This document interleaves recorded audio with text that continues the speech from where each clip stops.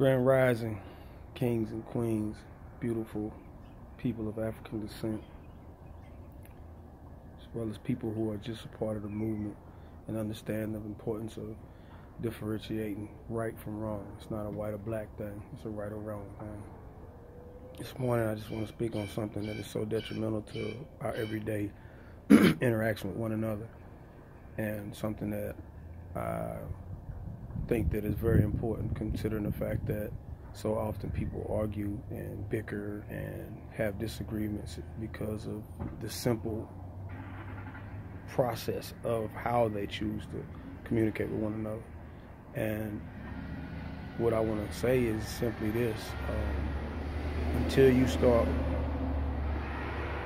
communicating in a manner in which you're listening to understand compared to listening to respond, then it's always going to be division and conflict. Because at the end of the day, if someone has something on their mind and on their heart, they're saying it because they want you to hear it and understand them wholly. They're not saying it because they want to do round one or tit for tat.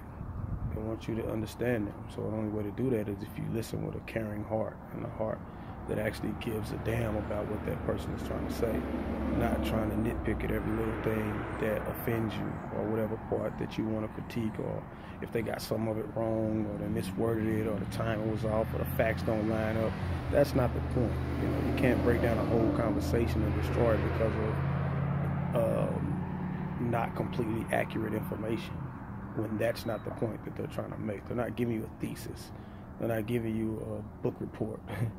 They're actually trying to express how they feel. And no, everyone doesn't have the ability to articulate, because some people don't have a large vocabulary. Some people's pronunciation is off.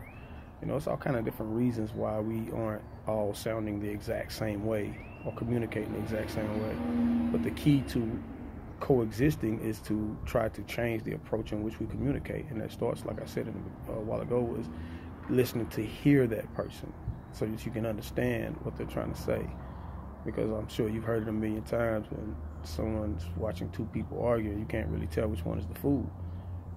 So all I say is, as hard as it may be at times, considering who you're in the conversation with, who you're engaged in the communication with, if you truly care about them and you truly are interested in learning what it is that you did to make them feel uncomfortable, or what it is that they're trying to express to you that they are going through, or they want you to understand, then take a different approach. Don't sit there like double dutch waiting for your chance to jump in, like it's an ongoing argument. See, an argument is something that continues on. It's not really trying to, like, when you're engaged in an argument, you're not really trying to come to a conclusion of understanding. You're really just trying to impose your will and express what you learn and what you know and what you deem to be right.